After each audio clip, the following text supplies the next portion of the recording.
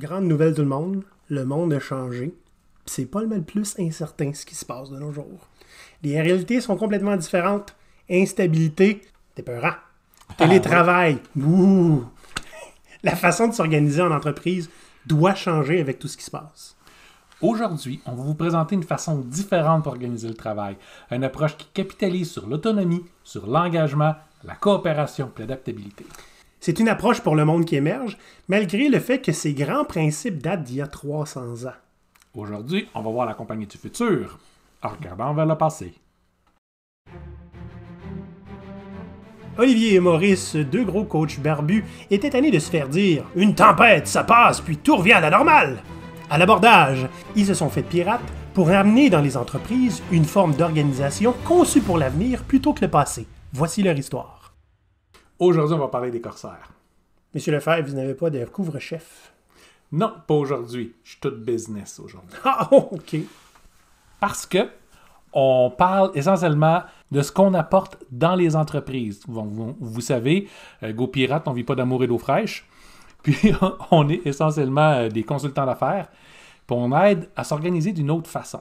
Donc, on vous le présente à tout le public aujourd'hui parce que vous allez vous apercevoir que pratiquement tout ce qu'on a fait dans notre podcast à date est pour aider à préparer les gens qui nous écoutent à travailler dans ce genre de modèle d'entreprise-là.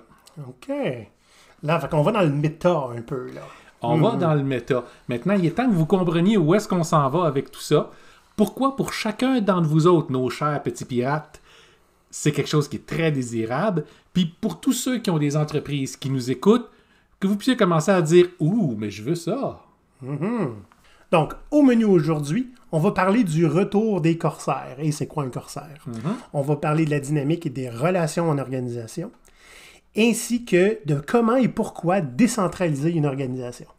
En bon pirate, Maurice, on boit un petit peu de réchauffe Gorgoton. Il faut bien. Du rhum et du jus de fruits. Te souviens-tu quand on était jeune, il y avait Albator, le corsaire de l'espace? Hein? Moi, pendant longtemps, j'ai cru que c'était un pirate et un corsaire, c'est la même chose, mais c'est pas le cas. C'est pas le cas. Puis Albator était pas tout à fait un corsaire.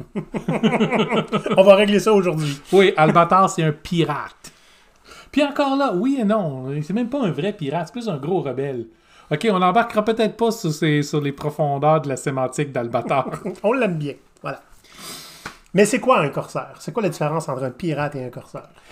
Un pirate, c'est un marin qui part en business pour lui-même avec sa gang de copains. OK?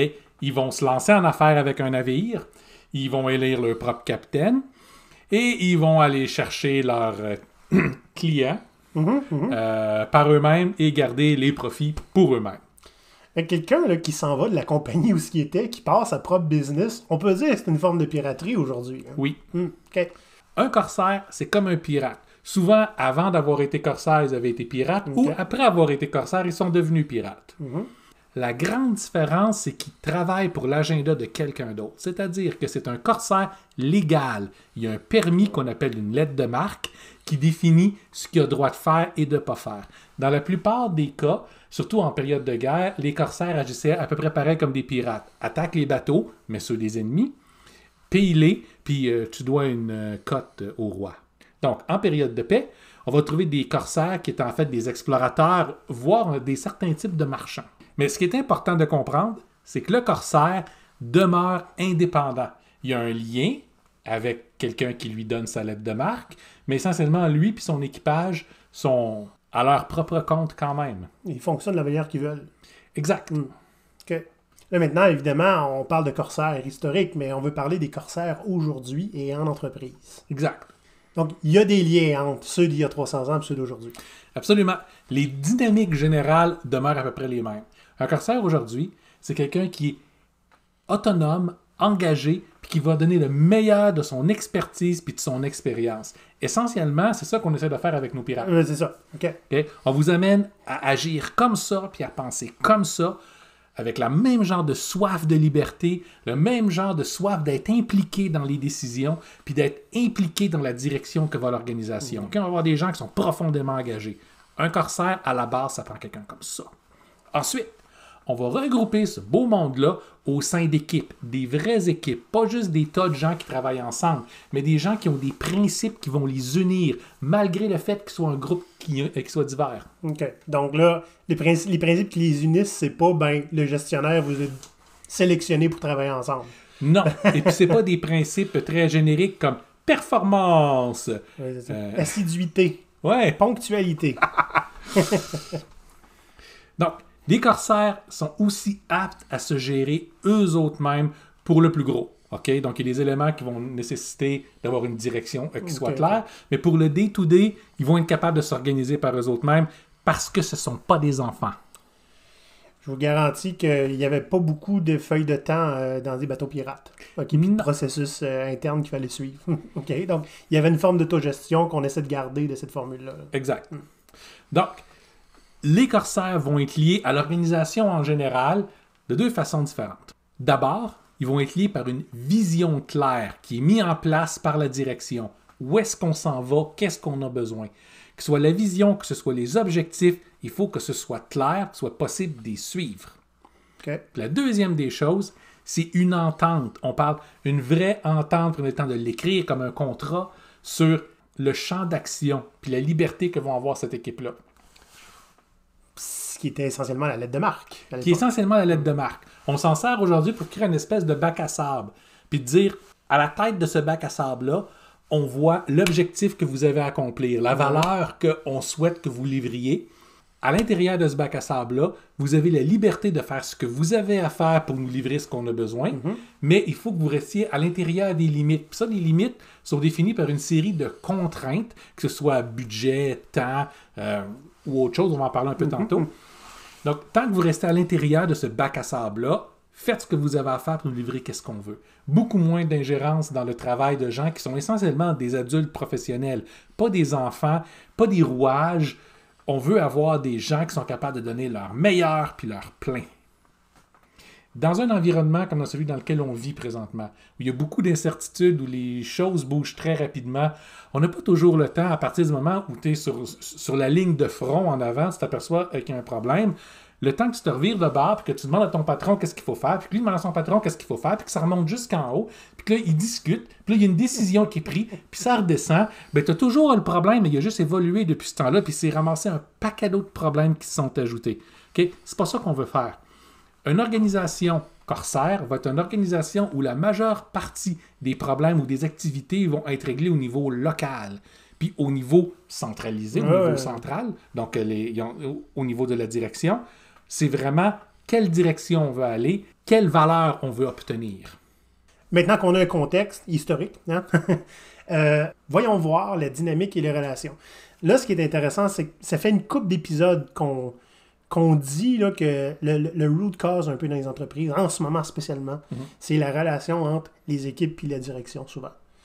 Hein? C'est pas la première fois qu'on dit ça. Puis c'est pas nouveau. Non, c'est à la fois la force que vous pouvez avoir avec votre entreprise et présentement la faiblesse que vous ressentez. Le fait est, depuis le début de l'épidémie, on a des gens qui travaillent à distance, puis là, plein de gestionnaires se demandent comment tu fais pour contrôler ces gens-là, comment tu fais pour t'assurer qu'ils livrent la même valeur. Tout ça, c'est causé par le genre de relation que vous aviez entre patron et employé. C'est-à-dire que la relation était claire. Le patron décide, c'est le papa, il va dire à ses enfants qu'est-ce qu'il veut avoir, de la façon dont il veut l'avoir, pour ça, il va surveiller que ça se fasse comme il faut. Ça, c'est tenir en compte que vos employés ont à peu près 5 ans. Maintenant, si votre relation est différente, c'est une relation de confiance, pas une confiance aveugle, une confiance basée sur la certitude que vous travaillez avec des gens qui sont professionnels, que la dynamique est déjà établie puis que la confiance existe, vous êtes capable de leur dire « Voici mon besoin, peux-tu me régler ça? » Puis là, l'équipe va être en mesure de vous livrer sans avoir à se faire tenir la main, sans avoir à faire surveiller, sans avoir à calculer la longueur en minutes de ses tâches, de vous donner exactement ce que vous avez besoin, puis des fois, plus que ce que vous avez besoin. En leur donnant ce champ d'action-là, qui est assez large, quand même régi par les contraintes dont on parlait, là, exact. Ils vont pouvoir aller explorer les options possibles pour, un, donner leur meilleur d'eux-mêmes, puis deux, pas juste être un exécutant du plan de quelqu'un d'autre, mais arriver avec leur propre solution qui vont peut-être souvent être les meilleures que ce que vous pensiez. Exact. Là, pensez pas que vous êtes capable, maintenant, après nous avoir entendu là, mettre un pause sur le podcast et puis tout de suite aller mettre ça en place. OK? C'est risqué. Depuis qu'ils sont à l'école, vos gens ont appris à obéir. Ont appris que leur fonction, c'est d'exécuter des ordres reçus. Puis arrivé en milieu de travail, ça n'a pas changé. La relation que vous, en tant que patron, vous avez avec vos employés, ou vous, les employés qui nous écoutez, vous allez faire « Ah oui », c'est de vous faire dire quoi faire puis de livrer là-dessus. Maintenant, il faut changer cette dynamique-là. Okay? Puis il y a des façons pour le faire, puis se préparer à ça, puis s'entraîner à ça, parce qu'il faut désapprendre de ce qu'on connaît, puis réapprendre quelque chose de nouveau. Oui, puis comme dans tout changement, il va y avoir une levée de bouclier, il va y avoir des incertitudes, il va y avoir de la crainte. Oui, puis ça, c'est normal. C'est normal. L'avantage qu'on a quand on amène notre approche corsaire, c'est qu'on commence par des petites expériences contrôlées, puis on aide à mettre ça en place doucement. En fait, toute la nouvelle relation entre les patrons et puis les employés, c'est pas nous qui disons comment ça doit fonctionner. On présente les principes généraux, on présente l'idéal, puis on les laisse ensemble travailler pour bâtir cette relation-là. Okay? Si la relation ne vient pas de nous. Donc, Exact. vous êtes capable de la bâtir vous autres mêmes dans le contexte que vous connaissez. Exact. Parce que c'est important. Chaque entreprise est différente. Votre contexte est différent. Le milieu est différent. Puis au sein de chaque entreprise, chaque équipe va vivre quelque chose de différent. Donc, on a besoin d'avoir une approche qui va répondre à leur contexte. Oui. Le but, là, c'est pas d'avoir une version uniformisée de comment on va faire pour gérer tout le monde. Le but est que tout le monde contribue à l'objectif de l'entreprise avec de la valeur réelle et tangible qui a un impact. C'est pas à propos d'heures, c'est pas à propos de quantité de travail, puis c'est certainement pas à propos de contrôle. C'est à propos de travail qui vous donne une valeur qui vous permet d'avancer. Un autre des éléments importants dans cette relation-là, c'est qu'il faut favoriser le développement des gens. Oui. Okay? Le classique de « mais qu'est-ce qui se passe si je forme mes employés puis qu'ils décident de partir? » Ah ben, si tu ne les formes pas puis ils décident de rester, ça va au-delà de cette image-là. Okay? Meilleurs sont vos employés, plus ils vont être capables de rendre votre système efficace. Okay? Plus ils vont être capables de vous en donner, plus ils vont être capables de voir des possibilités que vous auriez même jamais pensées. Donc, non seulement ils vont répondre à votre besoin, mais ils vont vous montrer comment la possibilité, l'approche qu'ils vous proposent permet de régler telle autre affaire. Puis si tu veux aller dans telle direction, maintenant on est capable. Mais oui. Okay? Ça va donner des options à votre organisation. Ça va aider à la rendre antifragile. Un terme que ceux qui ont écouté notre podcast numéro 2 connaissent. Oui, absolument. Et qu'il va falloir, je pense, qu'on en fasse un autre bientôt là-dessus. Il faudrait. Là, Maurice, je t'arrête tout de suite. Je suis un avocat du démon, du malin, OK? Et je te dis, mais Maurice, tu me proposes le chaos. L'anarchie. Écoutez, oui, des gens qui sont autonomes, qui sont brillants, qui savent ce qu'ils font, et qui se sont développés un esprit de scientifique fou à essayer d'explorer différentes choses pour trouver les meilleures approches. Ce sont des gens que vous n'êtes pas capable de contrôler facilement. Okay? Ça ne veut pas dire qu'ils sont dangereux. Non. S'ils sont bien encadrés. Il y a une différence entre encadré et contrôlé. Puis l'idée avec ça, c'est de créer le cadre approprié, leur donner leur bac à sable, puis leur dire « Go! Amusez-vous! » Okay? Puis ça, c'est quelque chose pour un leader dans une organisation qui s'apprend à faire. Oui. Puis dans l'approche corsaire, il faut apprendre à ces leaders-là à comment est-ce que tu fais pour encadrer un groupe sans les contrôler, en leur donnant ce qu'ils ont besoin, en clarifiant l'information pour pas qu'ils fassent n'importe quoi, puis en s'assurant qu'ils restent à l'intérieur de leur bac à sable. Un groupe, une équipe, une vraie équipe qui est autonome, qui est capable de prendre ses propres décisions dans un contexte qui est clair. C'est sûr que pour un boss, ça peut avoir l'air difficile à contrôler et risqué.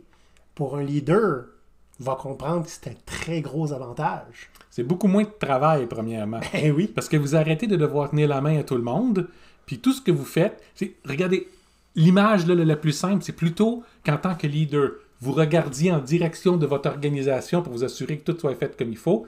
Vous regardez de l'avant, en direction du marché, pour savoir où est-ce que vous voulez aller. Puis vous faites confiance qu'en arrière, votre organisation va suivre et vous donner ce que vous avez besoin parce que vous avez demandé la bonne chose. En arrière, ça rame. Oui, en arrière, ça rame. Un bon exemple de ça, c'est chez un des clients passés que j'ai eu. On est rentré dans une organisation qui était très, très waterfall. Donc, en haut, ils avaient des besoins, on demandait des choses à exécuter, c'était divisé entre les différentes divisions de ce département-là. Puis, chaque chef de division redemandait à ses équipes qu'est-ce que lui voulait se faire livrer, puis les équipes prenaient ça, puis ils exécutaient. Le résultat de ça étant une insatisfaction générale au travers de toute la chaîne hiérarchique. Parce que personne avait ce qu'ils avaient exactement besoin. Des fois, c'est parce qu'ils ne s'étaient pas exprimés comme il faut. Des fois, parce que la connaissance ou leur expertise faisait en sorte qu'ils ne pouvaient pas s'exprimer comme il faut, demander la bonne chose. Des fois, c'est parce qu'il y avait juste des décisions de priorisation qui n'étaient pas nécessairement les bonnes. Des fois, parce qu'ils étaient tellement débordés à devoir gérer le restant de l'organisation que tu n'as pas le temps de vérifier qu'est-ce que chaque équipe va faire. Tu n'as pas le temps de vérifier avant qu'il soit rendu trop tard puis vous faites livrer pas exactement ce que vous vouliez avoir. Ben, c'est rendu lors de la livraison à toute fin qu'on se rend compte des fois que non seulement c'est peut-être pas ça qu'on voulait, mais le besoin a changé 4 fois depuis. Exact, exact. Donc, ce qu'on a fait, c'est qu'on est parti du sens inverse. Le leadership exprimait le besoin qu'ils avaient. Quel avantage ils souhaitaient aller gagner. Puis les niveaux en dessous proposaient qu'est-ce qu'ils allaient pouvoir livrer face à ça. Encore là, de façon générale. Puis ça descendait comme ça jusqu'aux équipes. Puis les équipes d'exécution devaient également proposer différentes actions pour aller en direction du but qui était commun. Puis trouver la meilleure façon pour le faire. Donc on commence par la moins pire façon pour le livrer, parce que vu qu'on veut pouvoir livrer de la valeur rapidement et en continu, puis on l'améliore avec le temps. De cette façon-là, les risques sont jamais grands. À toutes les semaines, la direction recevait quelque chose. Si ce n'était pas exactement ce qu'elle voulait, elle était capable de raffiner son idée, raffiner son besoin. Donc, même si la difficulté à communiquer au départ était quand même là, jusqu'à temps qu'ils deviennent des experts à ça, le système est fait que tout se corrige tranquillement pas vite, puis on risque jamais grand-chose.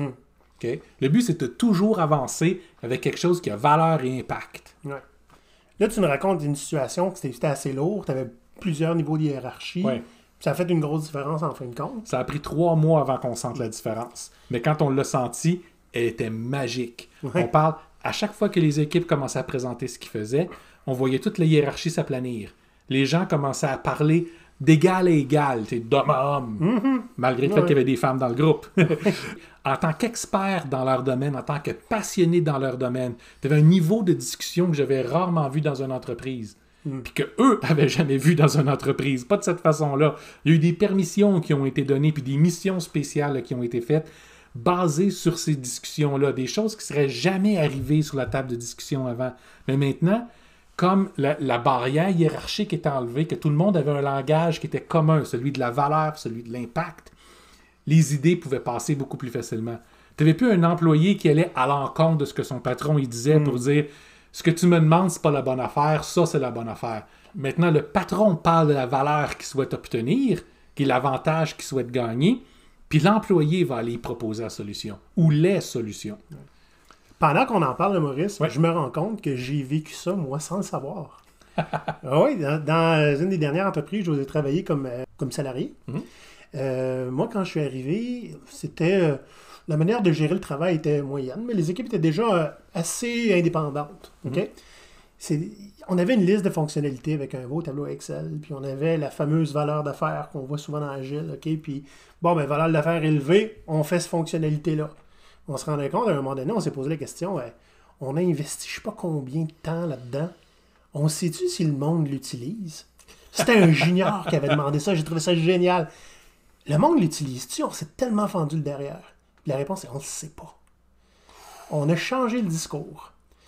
On va aller demander à nos usagers qu'est-ce qu'il faudrait que notre logiciel fasse. Là? Qu'est-ce qui vous irrite en ce moment? Okay? Puis ils ne nous ont pas dit quelle fonctionnalité faire. Là. On s'est assis avec les équipes et on a fait il faudrait réduire le temps de maintenance par mois. Il faudrait faciliter la mise en production. Qu'est-ce que vous proposez? Hey, ils sont arrivés avec des idées qu'on n'avait jamais pensées, nous autres, en tant que gestionnaires. D'abord, on ne connaissait pas autant le produit qu'eux, mais je veux dire, en parlant avec l'objectif en premier, qui est du leadership d'intention. Qui est du leadership d'intention. On leur dit, mais voici ce que les clients veulent. Pas la fonctionnalité. Ce qu'ils veulent que le logiciel fasse mieux. Fait qu'eux autres, ils nous ont proposé une dizaine, 10, 12, 15 affaires pour réduire le temps de maintenance puis faciliter la mise en production. Puis, je vais te dire que si on avait donné des fonctionnalités, on aurait mis 3-4. Puis, ça n'aurait probablement pas eu autant d'impact. Donc, je viens de me rendre compte live que j'ai fait affaire un petit peu avec une équipe de corsaires et que j'étais le quartier maître là-dedans. Puis là, pour ceux qui doutent à la maison, amenez-nous pas l'exemple de Ford qui disait « Si j'avais demandé aux gens qu'est-ce qu'ils voulaient, ils m'auraient dit des chevaux plus rapides. » Ben, oui, il aurait dit ça. Ce qu'il est en train de vous dire, c'est que le véhicule qu'ils ont va pas assez vite. OK? Ils vous disent pas « Améliorer nos chevaux ». Ils vous expriment leurs besoins selon ces mots. Il faut savoir comprendre c'est quoi le besoin. Ouais. Donc, merci pour ton écoute sur ma petite tranche de vie. Maintenant, parlons de pourquoi et comment décentraliser l'organisation. Hey, ça a l'air peur, cette affaire-là. Décentraliser. Ça veut-tu dire que le boss, c'est plus le boss? Ça veut dire que le boss, il arrête d'être un boss puis devient un leader. Ah! Ça veut dire que votre pyramide que vous aimez tellement, avec 18 niveaux dedans, est peut-être un peu lourde pour rien puis pas nécessaire si vous n'avez pas besoin d'avoir 18 niveaux qui prennent des décisions puis qui vomissent sur le niveau d'en bas. OK? Une organisation décentralisée, c'est une organisation où le centre donne la vision puis donne le besoin. Puis le pourtour de l'organisation, vous voyez ça plus comme organisé comme un cercle ou comme un flocon de neige, tu sais, avec plein de petites lignes et de petits morceaux autour. Tout est relié. Tout est relié.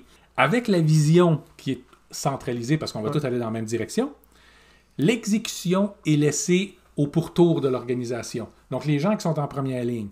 Les équipes vont figurer comment s'organiser elles-mêmes selon leur contexte, comment traduire le besoin en quelque chose qui est livrable. Ce qu'il faut, c'est la colle entre les deux, qui est la lettre de marque. Qu'est-ce qui va faire que ces équipes-là vont avoir leur bac à sable à eux, puis assez de contraintes pour ne pas aller n'importe où, mais pas trop de contraintes qu'il y ait quand même la liberté de faire ce qu'ils ont à faire. Donc l'idée est moins de bureaucratie, moins de tranches au milieu, c'est beaucoup plus direct. Puis ce que ces équipes-là vont commencer à faire, ça va être de faire rayonner l'information plutôt que d'avoir besoin d'avoir des gestionnaires qui vont la chercher. Okay? Donc on demande à tout le monde, justifiez ce que vous faites, justifiez vos décisions. À partir de là, on a besoin de beaucoup moins de portail pour gérer l'information. Oui. Puis justifier les décisions, ça devient facile quand l'objectif est clair. Exact. Si ta décision est clairement pas alignée sur l'objectif, ben tu vas te sentir gêné d'aller le justifier, tu sais. Ben, en fait, quand toi tu vas apporter ta solution, tes coéquipiers vont dire « Hey, on va avoir à justifier ça nous autres après. Ouais, c'est ça. Je vois pas comment. » Puis justifier, c'est pas en échange d'une possibilité de blâme, là. Non. OK? C'est vraiment de faire, regardez, on met toute notre expertise puis nos efforts là-dessus. Donc, voici pourquoi. Puis c'est aligné avec l'objectif. Exact. C'est simple comme ça. Ça force les gens qu'on perçoit comme des exécutants pratiquement au point qu'ils ne sont pas capables de réfléchir par eux-mêmes, en des gens qui vont devoir réfléchir à toutes les demandes qu'ils reçoivent pour s'assurer qu'ils fassent la bonne chose. Tu sais, certains vont dire, mais ça, c'est la responsabilité des gestionnaires. Ça l'était à l'époque du Taylorisme, en 1910-1920. OK? À l'époque où vos exécutants avaient zéro éducation, puis on s'assurait qu'ils ne comprennent pas comment les affaires marchent, parce que c'était des bêtes de somme, tandis que vos gestionnaires étaient des gens éduqués et intelligents. Maintenant, tous vos gens sont éduqués. Tout le monde. À cause de ça, ils sont en mesure de réfléchir. Il faut les habituer à le faire maintenant, parce qu'ils n'ont pas toujours appris à le faire. Ben, des fois, c'est quelque chose... C'est comme un muscle, hein? Si tu ne travailles pas, à un moment donné, il s'affaiblit. Hein? C'est pas ma job, c'est la sienne. C'est comme ça. Oups, je peux faire ce que je veux. Tout ce que je faisais, c'est exécuter les ordres. Ça peut plus exister dans une organisation qui est corsaire. Maintenant, ce qu'on veut aussi avec ça, c'est créer un niveau d'antifragilité au travers de toute l'organisation. C'est-à-dire que quand votre organisation est souple comme ça, OK? Imaginez ça comme plein de petites bulles séparées qui sont capables de travailler de façon autonome, avec une fois de temps en temps, ils connectent avec le centre qui va lui rappeler c'est là qu'on s'en va, puis c'est ça que j'ai besoin. OK? À ce moment-là, chacune de ces petites bulles-là a ses propres responsabilités. Si les besoins de l'organisation changent, une de ces bulles-là peut être réassignée à autre chose, ou si elle travaille dans un marché qui n'existe plus, comme, je ne sais pas, moi, il arrive une pandémie, par exemple, puis un paquet de clients disparaissent, bien, c'est possible de pouvoir, pour cette bulle-là, de pouvoir se chercher qu'est-ce qu'on peut faire maintenant avec ce qu'on possède déjà. On a une expertise, on a des outils en place, qui est-ce que ça peut servir? Tu sais, c'est une innovation qui va être en continu. Ça permet à l'entreprise d'être un peu plus malléable et flexible. Exact. Si je peux me permettre une analogie, OK? pour comparer un peu la forme plus hiérarchique d'une organisation à une organisation plus décentralisée, imaginez-vous le Titanic. Le Titanic, t'es gros et t'es lourd. Ça prenait un pas pire élan pour que ça avance. OK? Il fallait que tout soit en phase et tout coordonné. Ça ressemble un petit peu plus au niveau hiérarchique, ça. OK? Ouais. T'as le capitaine en avant, tout suit tranquillement, puis quand il y a une variable inconnue qui est lancée dans ta direction, c'est pas mal plus dur de changer de cap. Imaginez remplacer le Titanic par une flotte de bateaux qui sont tous ensemble, mais qui peuvent tourner beaucoup plus facilement que le Titanic, qui sont tous indépendants, auraient probablement survécu dans la même circonstance que le Titanic. On a le même exemple avec les pirates. Ouais. Beaucoup de pirates en début de carrière n'avaient pas des gros navires super armés, mais il y avait essentiellement ce qui était des pirogues. Regardez nos pirates somaliens aujourd'hui. Ils rentrent pas là avec des destroyers et des gros navires de guerre, mais ils sont quand même capables de prendre des navires marchands 50, 100 fois plus grands qu'eux autres, mieux armés qu'eux autres, mieux équipés qu'eux autres. Parce que quand t'es petit et t'es rapide, comment tu veux faire pour arrêter ça? Yeah. L'avantage aussi, c'est que quand tu es dans un petit groupe comme ça, quand tu es dans une flotte de navires, puis tu as un navire qui frappe un iceberg ou qui mange un boulet de canon, puis qui coule. Tu peux sauver les autres. Tu peux sauver les autres. Ils vont aller renforcer les autres navires. Donc, c'est la même chose dans votre organisation. Plutôt que de devoir faire des décisions difficiles constamment, votre organisation, elle est beaucoup plus fluide. Elle n'est pas tout le temps fluide, parce qu'il y a des moments où tu n'as pas besoin de l'être. Mais quand le besoin est là, la capacité est en place. Puis les gens sont déjà habitués à ça. Ouais. Ça rend votre organisation qui, peu importe ce qui arrive, les gens sont déjà habitués à s'adapter, sont prêts à s'adapter, sont constamment en train de chercher des nouvelles façons pour faire les choses. Quand vous avez à avoir un problème, plutôt que vous vous enfermiez avec votre comité de direction puis vous décidiez, parlez du problème à tout le monde, puis soudainement, chacun des groupes vont être capables de vous dire comment ils sont capables eux-mêmes de l'aborder pour continuer à vous apporter de la valeur. Vous n'avez pas besoin d'avoir raison tout le temps en tant que leader d'entreprise dans une organisation comme ça. Vous avez juste besoin d'avoir une clarté de vision, une clarté du besoin, puis d'être suffisamment transparent pour que les gens puissent l'absorber puis vous amener les solutions. Puis, soyons honnêtes, une solution prise par quelques élites dans l'entreprise versus une solution qui émerge du plancher, ça... Comment ça se dit? Il y a un des deux qui passe souvent mieux. Tu sais? Du côté des employés, oui. Oui. Mais du côté de la direction, non. Parce que du côté de la direction, dans une méthode de command and control, c'est plus facile et c'est beaucoup plus avantageux de trouver une personne à blâmer. Comme ça, si ça marche pas, on blâme cette personne-là, on la met dehors, puis après ça, on fait comme si c'était jamais arrivé. Ouais. Mais l'avantage à travailler avec toute son équipe qui sont capables de vous amener des solutions, c'est que plutôt que d'avoir une solution puis de prendre un gros risque dessus. Oui. Vous pouvez avoir 30 ou 40 solutions que vous pouvez essayer en même temps. Peut-être certaines ne fonctionneront pas, mais certaines vont fonctionner. Certaines vont fonctionner à un niveau suffisamment élevé pour couvrir toutes celles qui ne fonctionnent pas. Et c'est le principe même de l'antifragilité. Même s'il y en a 25 qui ne fonctionnent pas, tu en as quand même 5 qui marchent. Puis si elles marchent suffisamment, ça couvre les dépenses pour tout le reste. Oui. Un des éléments de ce genre d'organisation-là, d'une organisation corsaire, c'est de, comme on parlait un peu plus tôt, ramener le discours sur la valeur toujours.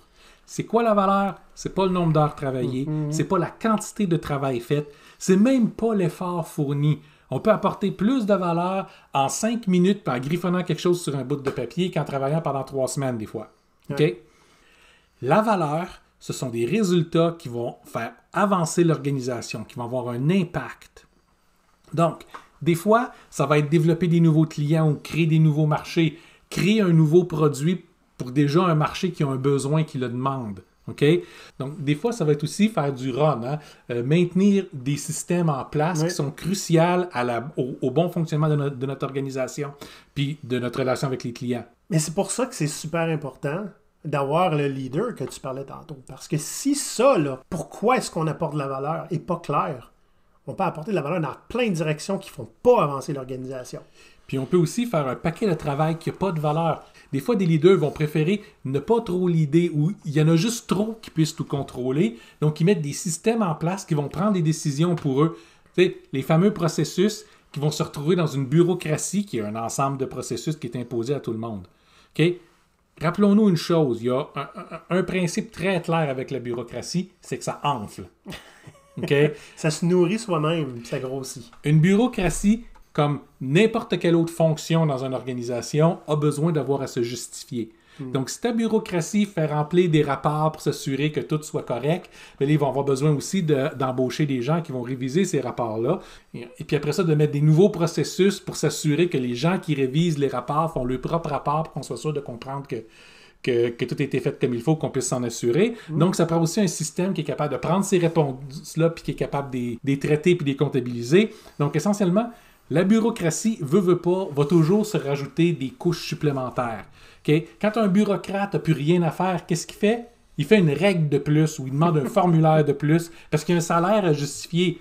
Dieu sait qu'il ne voudrait pas se faire prendre à se faire dire « ben j'ai rien à faire, tout le système marche ». Il va perdre sa job pas mal vite. Puis même si c'est vrai, dans 2 semaines, il ne marchera plus ton système. Ben, Parce qu'il va avoir une variable quelque part qui le casse. Mais c'est tant mieux, ça va lui donner plus de travail. Oui, c'est ça. Mais c'est ce qui n'est pas nécessairement souhaitable.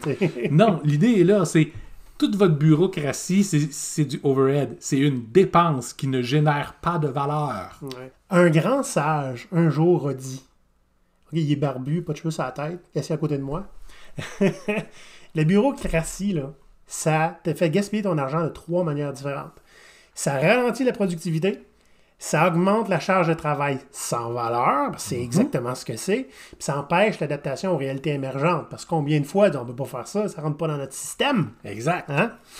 Donc, c'est juste des coûts qui engendrent des coûts, là, la bureaucratie, rien de moins. J'ai connu des gens, comme tu disais, qui carburaient à ça. Okay? Dès qu'il y a quelque chose qui ne marchait pas, au lieu de on va réviser notre processus, on va créer un nouveau processus pour l'exception.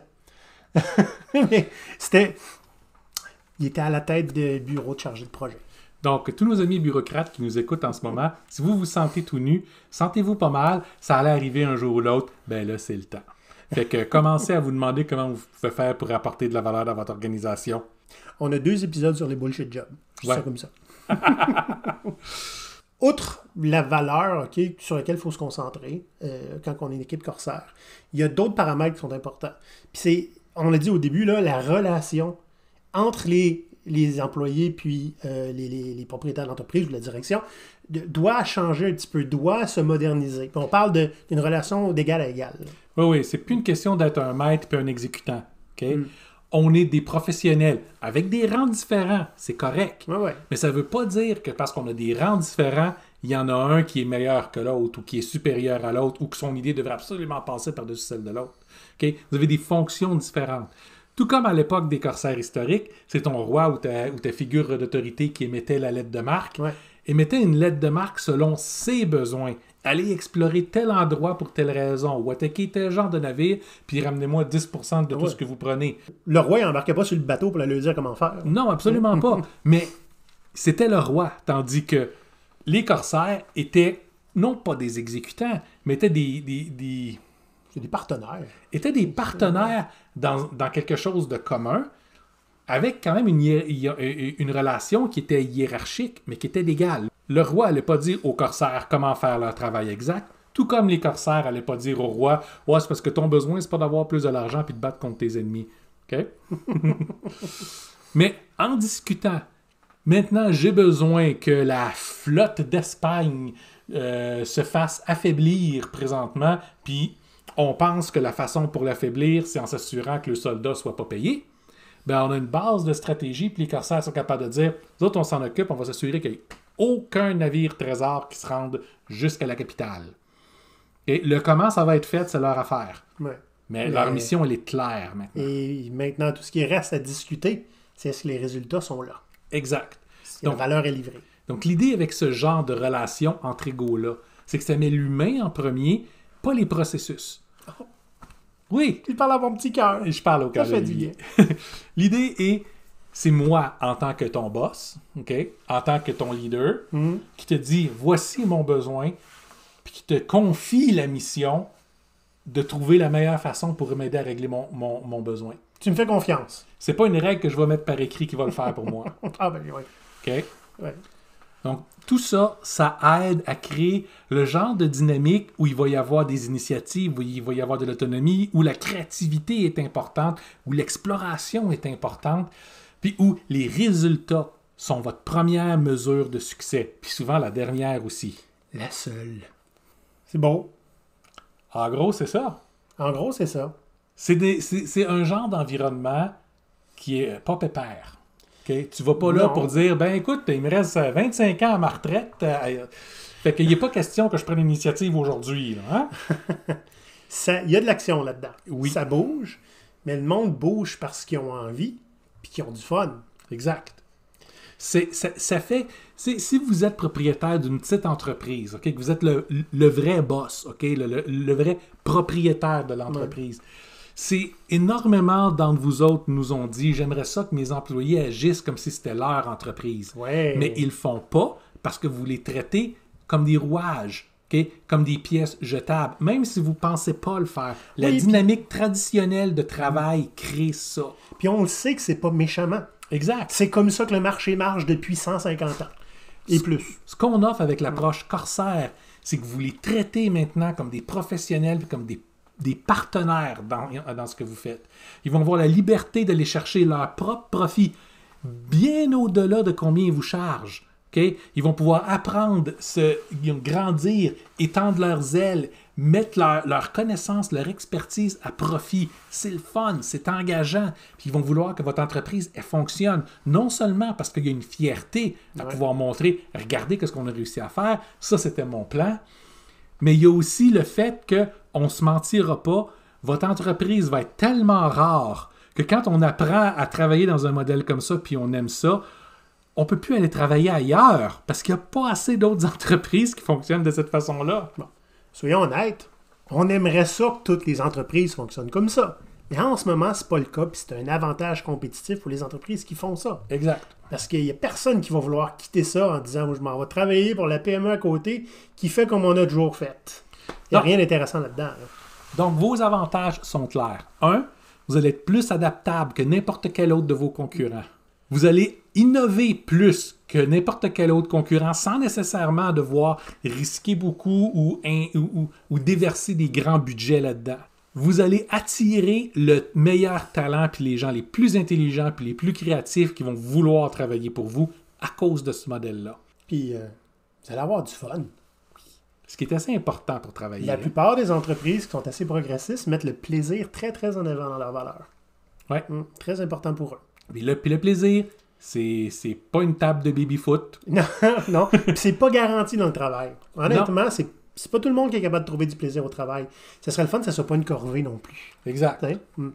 Puis dans quelque chose comme ça, le fait d'être mis au défi, puis un défi qu'on est libre de mettre le maximum de qui on est pour régler, c'est plaisant. Ah oui. J'ai envie de travailler pour ça, moi. Où est-ce que je signe? Je vais t'envoyer un devis. Ah, c'est bon, ça. Si vous êtes curieux, vous voulez en savoir plus, allez sur notre site web, okay, www.gopirate.com. C'est la première chose que vous allez voir en rentrant sur le site. C'est un lien qui vous amène directement vers nos services pour les corsaires. Parlez-nous, on va trouver exactement ce qui convient à vous, parce qu'on sait que présentement, dans la situation actuelle, des fois, nos services de base qu'on offre sur la page ne sont pas exactement adaptés à votre capacité présentement. Il y a plein de choses qu'on peut faire. On est parlable. On est parlable. N'hésitez pas à nous parler. N'hésitez pas à nous communiquer votre besoin. Puis on va vous offrir la solution qui convient selon les contraintes que vous nous donnez. C'est un bon lien. On est des corsaires. Ah, oui, c'est ça. Autrement, vous likez cet épisode, c'est important, et vous le partagez avec quelqu'un. Oui. Peut-être votre patron. Peut-être, lui. Oui. Puis, écoutez, nous, on est toujours ouverts à connaître un peu vos histoires. Hein? Peut-être que vous en connaissez des entreprises qui sont un peu corsaires sans nécessairement avoir l'étiquette. Si vous travaillez pour une compagnie comme ça, écrivez-nous, parce qu'on aimerait ça parler au monde là-bas, voir comment ça se passe, puis comparer un petit peu à notre modèle. Absolument. Puis la présenter au monde. Oui, bien absolument. On cherche des entreprises comme ça pour les mettre de l'avant. Hein? On a eu une entrevue avec Open Mind Technologies. Bientôt, il y en a d'autres qui s'en viennent. On ne dit pas encore c'est qui, mais on est temps pour parler. Donc, restez à l'écoute. Puis, vous allez avoir d'autres beaux exemples d'entreprises qui sont déjà corsaires ou pirates sans même nous avoir parlé. Ils sont bons. Sur ce, on va retourner boire. À bientôt. Bye bye.